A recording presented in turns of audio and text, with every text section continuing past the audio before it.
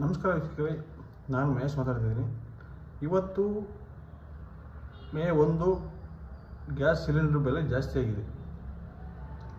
ಮೊದಲು ಬರೀ 993 ರೂಪಾಯಿ ಇತ್ತು, ಇವಾಗ 1147 ರೂಪಾಯಿ ಆಗಿದೆ. ಈ ಥರ ಜಾಸ್ತಿ ಮಾಡಿದ್ರೆ ನಮ್ಮ ಬೆಂಗಳೂರಿರೋ ಹೋಟ್ಲು, ರೆಸ್ಟೋರೆಂಟು ಮತ್ತು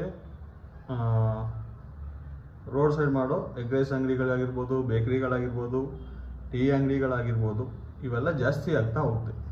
ಇದು ಜಾಸ್ತಿ ಆದರೆ ಹೋಟ್ಲವ್ರು ಆಟೋಮೆಟಿಕ್ಕಾಗಿ ನಿಮ್ಗೆ ಏನಿಲ್ಲ ಅಂದ್ರೂ ಒಂದು ಎಗ್ ರೈಸ್ಗೆ 40 ರೂಪಾಯಿ ಅಂದರೆ ಅದ್ರ ಮೇಲೆ 10 ರೂಪಾಯಿ ಜಾಸ್ತಿ ಮಾಡ್ತಾರೆ. ಆ 10 ರೂಪಾಯಿ ಜಾಸ್ತಿ ಮಾಡಿದ್ರೆ ಇಲ್ಲಿ ಸಂಪಾದನೆ ಸರಿಯಾಗಿ ಆಗಲ್ಲ. ಬೆಂಗಳೂರಲ್ಲಿ ತಿಂಗಳಲ್ಲಿ ನಿಮಗೆ 30,000 ರೂಪಾಯಿ ಬಂದರೆ ಊಟ ತಿಂಡಿಗೆ ಅಂತಲೇ 4,000ದಿಂದ 4,500 ರೂಪಾಯಿ ಊಟಕ್ಕೆ ಆಗುತ್ತೆ.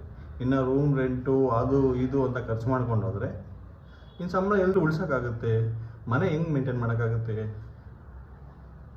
ಸೊ ಗ್ಯಾಸ್ ಬೆಲೆ ಜಾಸ್ತಿ ಆಯ್ತಾ ಹೋದರೆ ಹೆಂಗೆ ಜೀವನ ಮಾಡೋದು ಬೆಂಗಳೂರಲ್ಲಿ?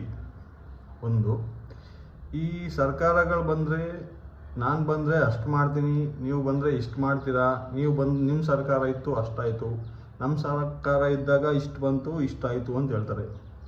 ಇವಾಗ ನೆಕ್ಸ್ಟು ಬೇರೆ ಯಾವ ಸರ್ಕಾರ ಬರುತ್ತೆ, ಅದು ಯಾರು ಬಂದು ಕಡಿಮೆ ಮಾಡ್ತಾರೆ, ಕಡಿಮೆ ಆಗುತ್ತೆ ಅನ್ನೋದು ಡೌಟು. ಯಾಕಂದರೆ ಆಲ್ಮೋಸ್ಟು ಯುದ್ಧ ಮಾಡೋದ್ರಿಂದ ನಮ್ಮ ಇನ್ನೂ ಒಂದು ಜನ್ರೇಷನ್ ಡೌನ್ಗೆ ಹೋಗಿದ್ದೀವೋ ಅಂತ ಅನಿಸ್ತೈತೆ. ಇವಾಗ ನೋಡೋಣ ನೆಕ್ಸ್ಟು ಗ್ಯಾಸ್ ಬೆಲೆ ಕಡಿಮೆ ಆಗುತ್ತಾ ಇಲ್ವಾ.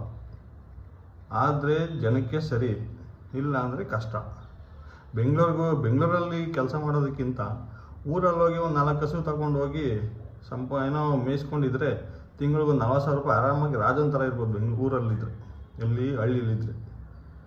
ನೋಡೋಣ ನೆಕ್ಸ್ಟು ಯಾವ ಸರ್ಕಾರ ಬಂದರೆ ನೆಕ್ಸ್ಟ್ ವರ್ಷ, ಇನ್ನು ಎಲೆಕ್ಷನ್ ಟೈಮ್ ಹತ್ರ ಬರುತ್ತೆ, 1.5 ವರ್ಷ 2 ವರ್ಷ ಇರ್ಬೋದು.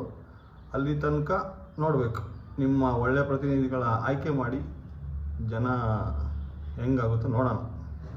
Thank you.